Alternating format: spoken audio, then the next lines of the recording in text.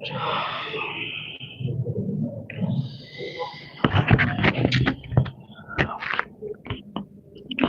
close up banget ya, kelihatan gede ini.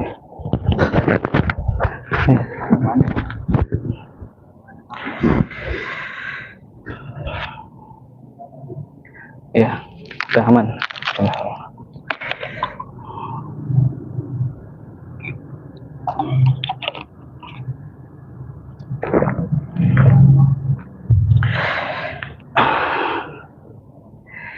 Bismillahirrahmanirrahim. Assalamualaikum warahmatullahi wabarakatuh.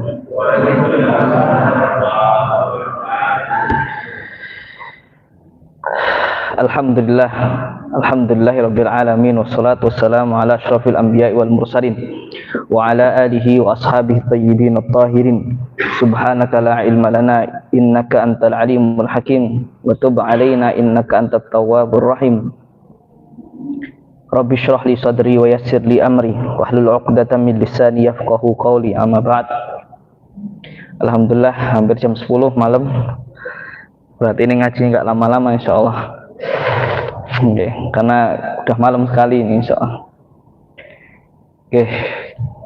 Monggo sareng-sareng Bapak Ibu sekalian kita mulai dengan bacaan basmalah. Bismillahirrahmanirrahim. Suara saya jelas nggih? Nggih, jelas alhamdulillah. Aman Pak. Mboten pilek tapi sariawan.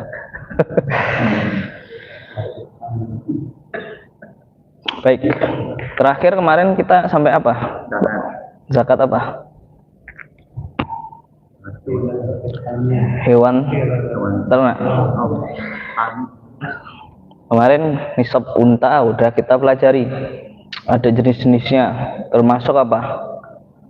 Apa yang dikeluarkan. Kemudian zakat apa? Lembu, sapi, berapa jumlah nisabnya, apa yang dikeluarkan kita sudah bahas. Termasuk istilah-istilah dalam ilmu fikih.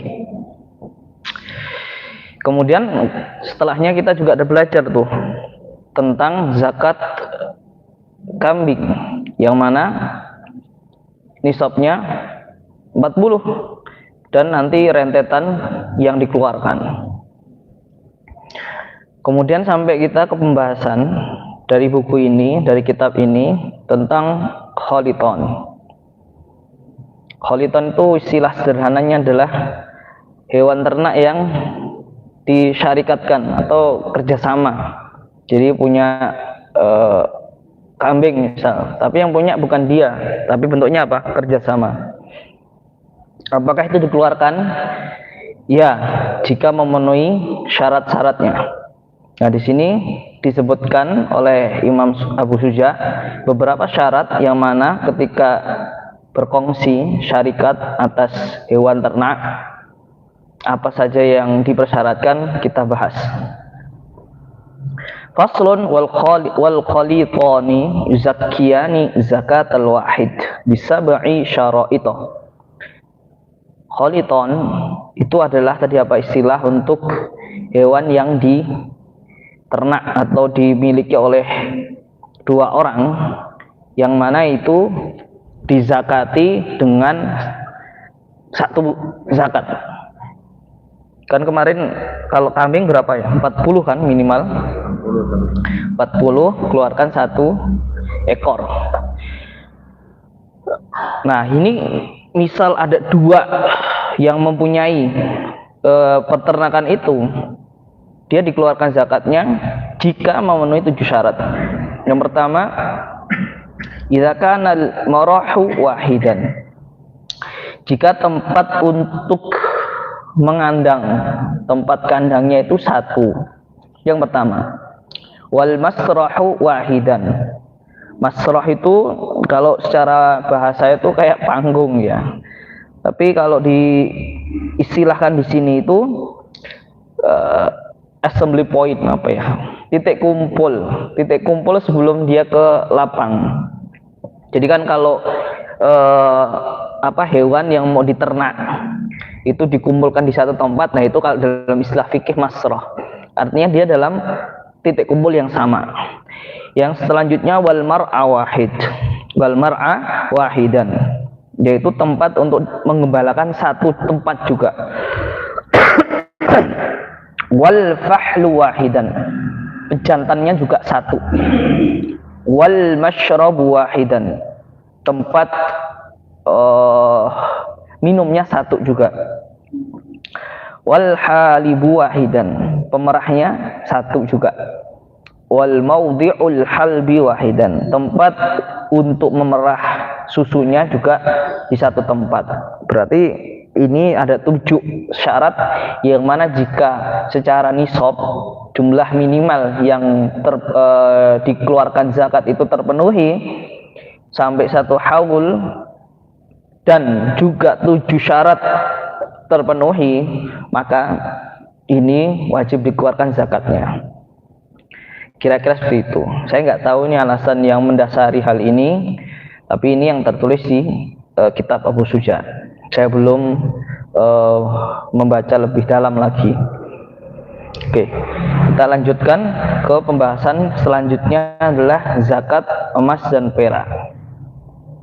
Faslun wa nisabudz dzahabi 20 mithqalan. Pasal nisab emas itu 20 mithqal. Mithqal itu dinar. Jadi nisabnya emas itu 20 dinar. 1 dinar itu berapa gram? Berapa Pak Umar? 4/4 gram. Berarti kalau 20 dinar berapa gram?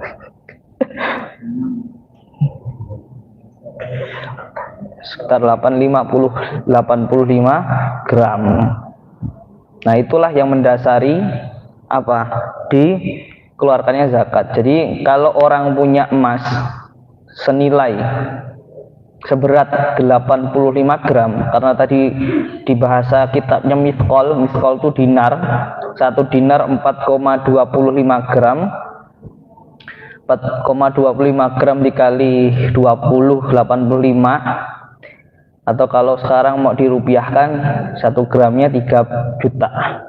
3 kali 85 berapa? Ya, 250. Ya. Ya, yang di rekening banknya udah ada segitu, dikeluarkan zakat. Ya, kalau rekeningmu ada 300 juta wajib zakat. Itu ya. Jangan lupa itu. Berapa? 1 tahun. 1 tahun. Ya Pak Wawi ya, kalau udah ada berapa tadi? 300 juta wajib dikeluarkan zakatnya. Ye, bisa ke Al-Imam Pak Wawi. Bisa ke Al-Imam. Zakatnya ngeluarkannya bisa ke Al-Imam. Nggih. Wa fihi rubu'ul usyur. Tadi kalau udah sampai nisabnya 85 gram, berapa yang dikeluarkan? Rubu' itu 1/4. Al-usyur 1/10. 1/4-nya 1/10 berapa Pak Budi? 1/40 itu berapa persen? 2,5. Pak Mariano ini pedagang cepet ngitung kayak gitu. Ya, langsung ngitung, langsung rupiahnya keluar ya. Oh iya, beliau bendahara masjid oh ya, pantas sudah ada sumber hidup. Berarti tadi kalau 2,5% dari 85 berapa yang dikeluarin?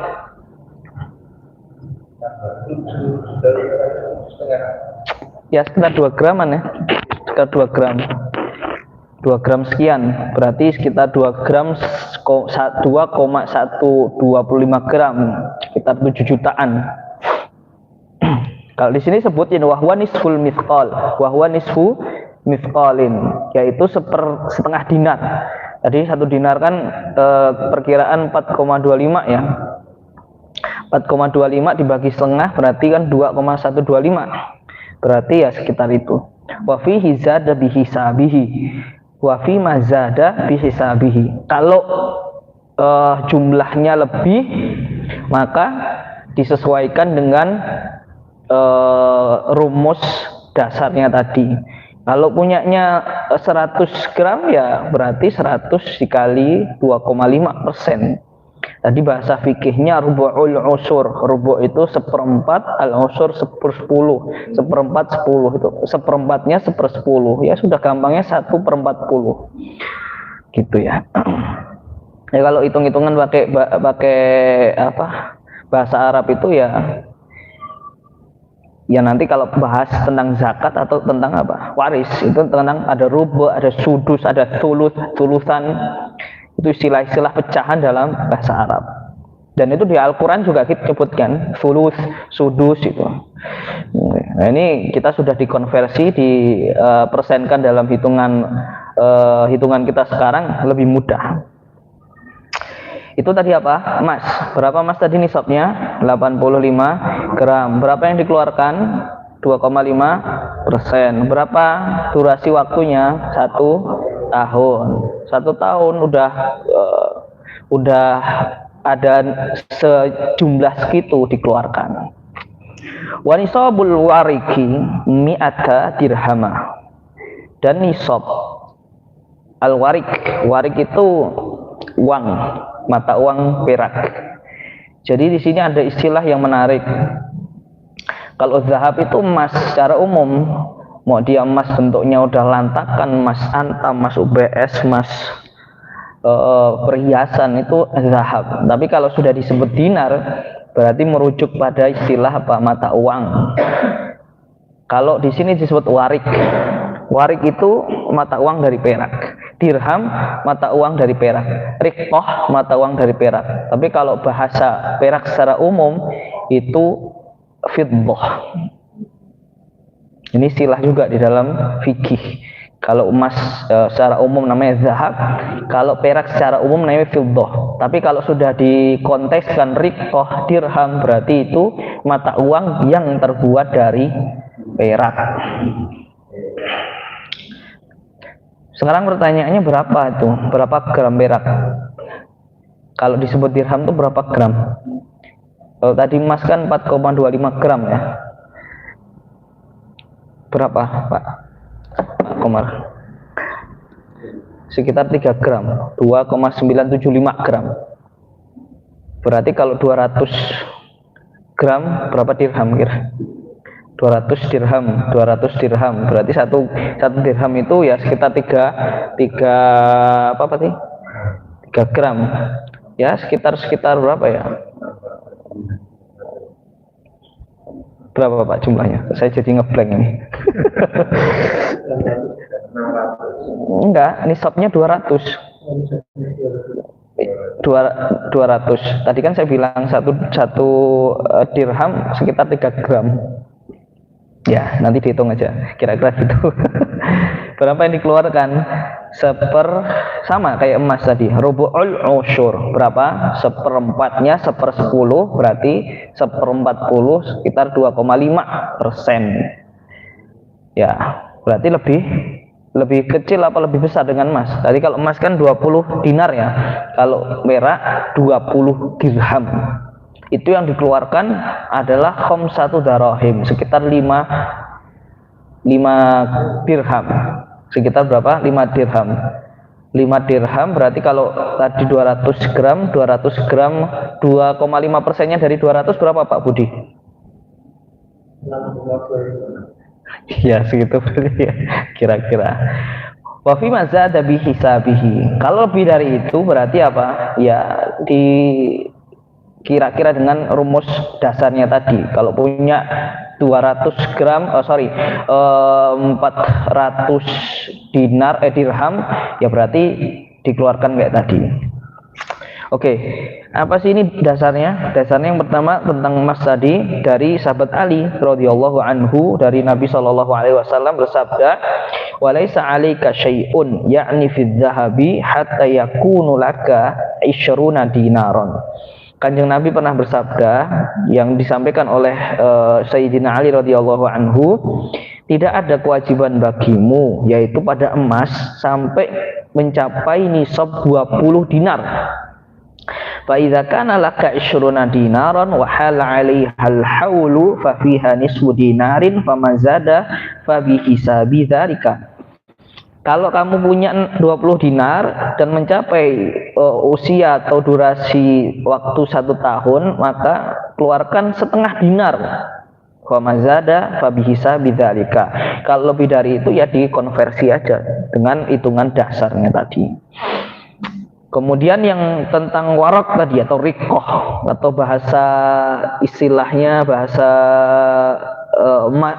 mata uang perak tadi, dalilnya dari Jabir. Jabir pernah mengatakan bahwa Kanjeng Nabi pernah bersabda,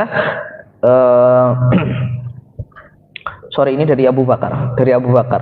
Fi riqati rubu'ul usur fa illam takun illa tis'ina wa mi'ah wa laysa fiha syai'un illa an yasha'a rabbuha. Dalam mata uang perak keluarkan 2,5% atau 1/40. Kalau kamu punya hanya 190, nggak wajib zakat atasmu kecuali kalau kamu mau mengeluarkan. Artinya kalau misal tadi nisabnya 200 dirham, masih 190 dirham ya nggak wajib zakat. Tapi kalau mau mengeluarkan ya nggak masalah, itu sunnah. Ini jenengan bayangin aja, nanti kalau punya segitu kan jenengan udah siap untuk mengeluarkan zakatnya, udah pernah belajar. Siap-siap nih punya 85 gram ya Burina, siap-siap nih jenengan udah bisa ngitung-ngitung sekarang.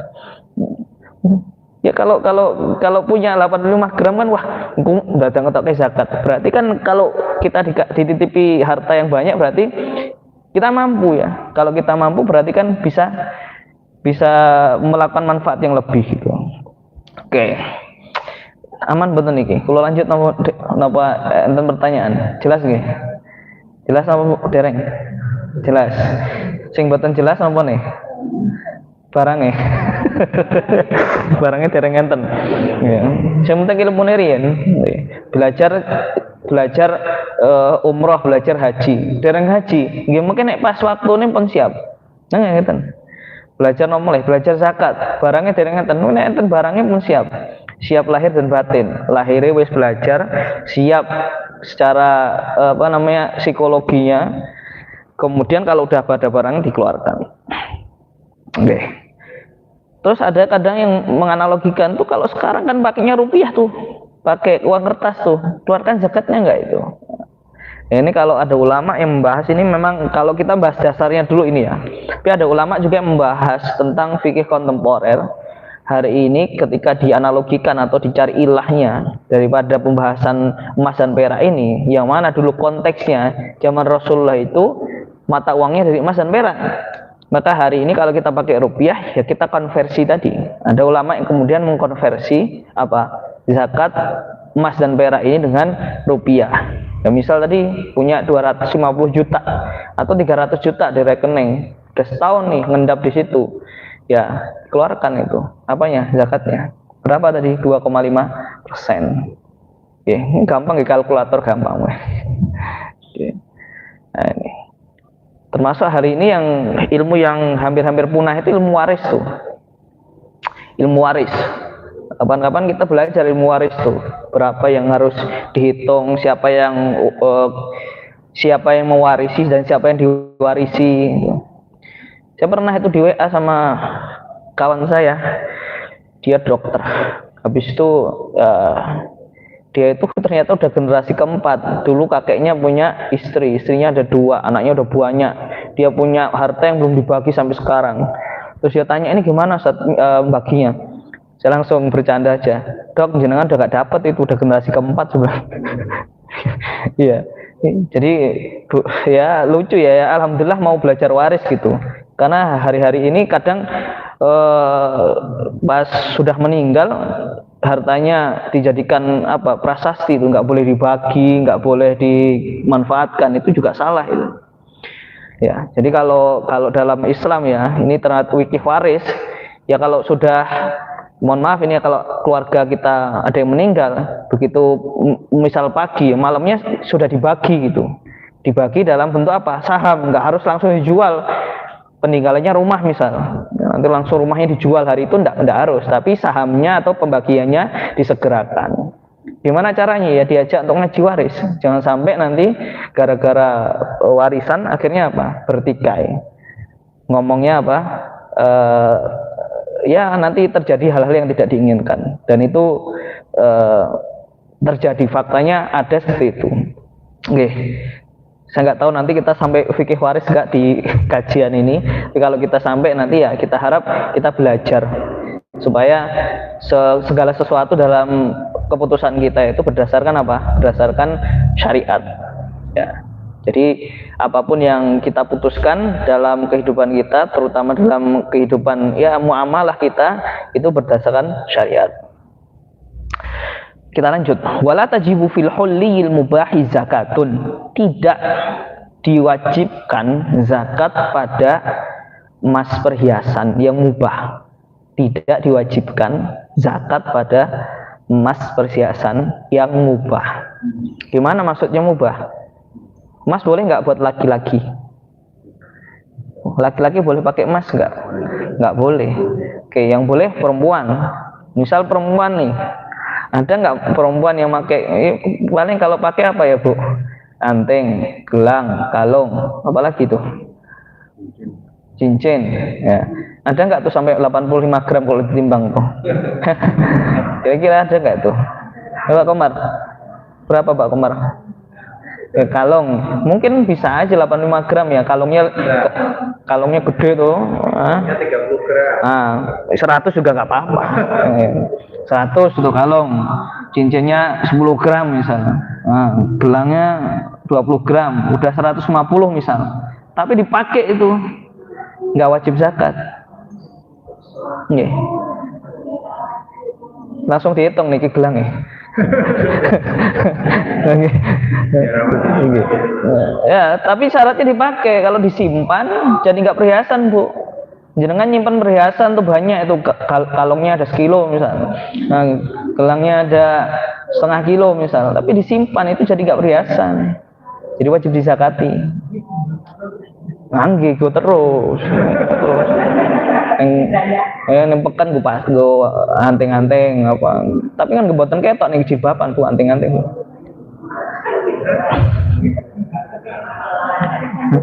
Gini mulai dong kita, wah gram-gram ini mau tak gawe.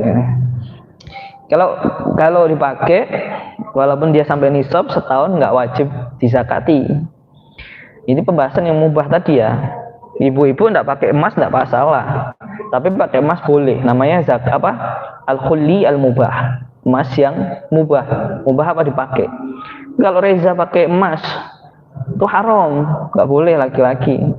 Dia kalau sampai 85 gram wajib zakat Reza. Pakai kalung, pakai gelang 85 gram, kamu laki-laki, haram itu, maka wajib dizakati. Gitu. Makanya kalau yang haram dalam konteks ini berarti apa? Wajib zakat. Oke, jelas. Oke, kita lanjut. Sekarang menuju ke zakat pertanian. Wa nisabu zuru'i wa thimari khamsatu awsuqin. Pasal nisab hasil pertanian. Zuru' itu jamak dari zar, artinya tanaman. Wa thimar itu adalah buah-buahan.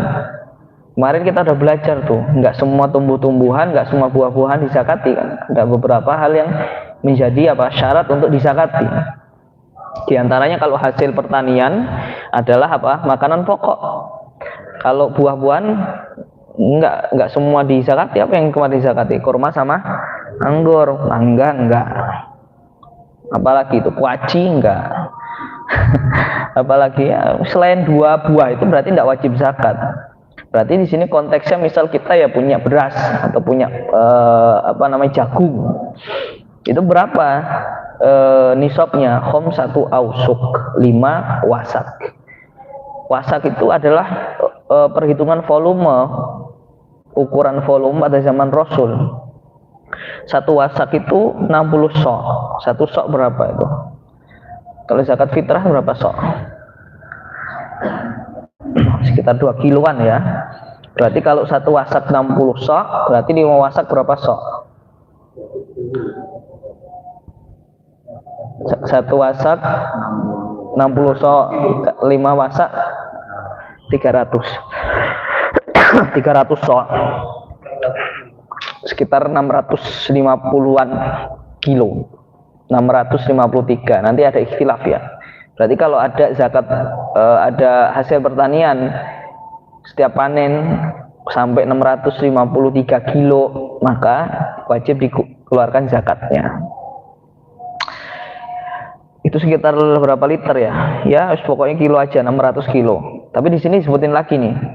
Wahya al-fuwasit tumiatin. Unik juga nih kalau perhitungan bahasa Arab tuh, Bu.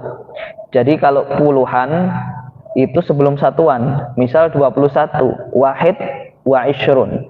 Satuannya dulu baru puluhan. Jadi kalau di sini sebutin alfun 1000 wasit tumiatin 600. 1600 litlin bak bil Irak. Itu hitungan liternya Irak. Itu kalau di sini disebutin sama Syekh Mustafa itu sekitar 750 kilogram kira-kira. Ya, di jenengan ya ngambil yang tadi aja yang lebih sedikit ya 653 gitu ya. Kalau 1 ton gimana? Kalau 2 ton gimana? Wafi mazada bihisabihi. Ya nanti tinggal di rumuskan dengan rumus dasar tadi. Setiap 653 kilo berapa yang dikeluarin? Oh ini belum, nanti habis ini. Oke. Oke. Wafiha insukiyat bima issamai awis sayhil usyru. Ini ada perbedaan. Kalau dia itu diairi dengan air langit atau mata air, itu yang mengeluarkan 1/10. 1/10 itu berapa persen, Pak Budi? 10%. Oke. Berarti kalau dia itu pakai air alam itu 10%. Wa in sukiyat bidulab. Kalau dia itu diairi dengan roda. Maksudnya gimana ya? Pakai mesin atau pakai diesel, pakai modal. Maksudnya ngeluarin dari air yang tidak di permukaan. Dia butuh effort untuk mengairi. Nisful usur. Setengahnya 1/10 berapa Pak Budi? Berarti berapa? 5%. Okay. Jadi kalau udah sampai nisabnya tadi sekitar 653, dan kalau dia pengairannya pakai modal berarti 5%. Kalau enggak pakai modal 10%. Berarti kalau orang Sidowayah hitungannya pakai modal enggak ya kalau di sini? Enggak pakai modal kan, air tinggal istilahnya ngairi aja, tinggal bikin aliran itu kan. Berarti 10% setiap panen. Setiap nisabnya 600 kiloan, 650 kilo. Ada nggak ya Pak kalau di Sidowayah Pak? Kalau sekali panen itu 600 kilo gitu? Ada ya? Ada. Okay. Pak Mariano, sawahnya jenengan? Tapi nggak dihitung gabahnya. Oh iya, berarti ada ya berarti Pak? Okay. Baik, ya kira-kira seperti itu. Oke. Kalau dalilnya ini dari ayat Quran, wa atu haqqahu yauma hasadih, dan berikanlah haknya ketika panen. Jadi kalau zakat pertanian, zakat buah-buahan, hasil tanaman itu tadi ketika panen setiap 653 kilo kira-kira, atau yang tadi ada satu lagi pendapat yang 750 kilo. Dan setiap panen itu tadi dilihat dia sarananya pakai apa, pengairannya natural, alami atau pakai mesin. Pakai mesin butuh effort 5%, tidak butuh mesin alami dari air alam berarti 10%. Terakhir insyaallah, wa tuqawwimu 'urudut tijarati 'inda akhiril hauli bimashtarait bihi. Ini tentang hasil barang dagangan. Jadi barang dagangan itu juga wajib dizakati. Nah, ini yang pedagang-pedagang nih, bos-bos HNI. Wa 'urudut tijarah, hasil barang perdagangan itu dinilai inda akhiril haul, di akhir haul, dengan apa yang dibeli. Gimana maksudnya? Misal gini, kalau barang dagangan itu dibeli dengan mata uang emas, maka nanti zakatnya juga disesuaikan dengan emas. Atau kalau dia dibeli dengan perak, berarti apa? Zakatnya disesuaikan dengan perhitungan perak. Atau kalau sekarang dalam konteks kita kontemporer hari, berarti dianalogikan dengan nilai keduanya atau salah satunya. Berarti misal zakat dalam setahun itu untuk barang dagangannya itu berputar 300 jutaan itu berarti wajib dizakati. Dan barang dagangan, hasil dagangan tadi kan sudah mencapai nisabnya dan dalam 1 tahun dia dizakati. Sama kayak emas, wa yukhriju min dzalika rubu'ul usyur, dan dikeluarkan dari hasil dagangan tadi, barang dagangan tadi berapa? 1/4-nya 1/10 atau 1/40 atau 2,5%. Berarti perkiraan kayak gitu ya. Misal usaha minyaknya udah sampai 400 juta atau 1 miliar 1.000 juta, berarti ya sudah keluar itu. Nah, itu nanti penjelasannya ya kapan-kapan kita bahas lebih detail insyaallah. Apalagi yang hari ini kan masuk pembahasan yang beberapa yang kontemporer ya, kayak nanti ada pembahasan kayak zakat profesi. Hari ini mungkin kita nggak relate ya. Ada teman saya di rumah aja itu kelihatannya nggak ngapa-ngapain tapi punya mobil, punya rumah, update itu status jalan-jalan, ternyata dia gajinya dolar, apa programmer. Nah, itu kan dulu nggak ada tuh, dia nongkrong misal kayak sekarang pengacara modalnya cuma ngomong kan, tiba-tiba sekali perkara 1 miliar misalnya. Nah itu gimana itu nanti? Itu masuk ke zakat permasalahan kontemporer tuh. Nanti ada ulama yang khusus membahas itu.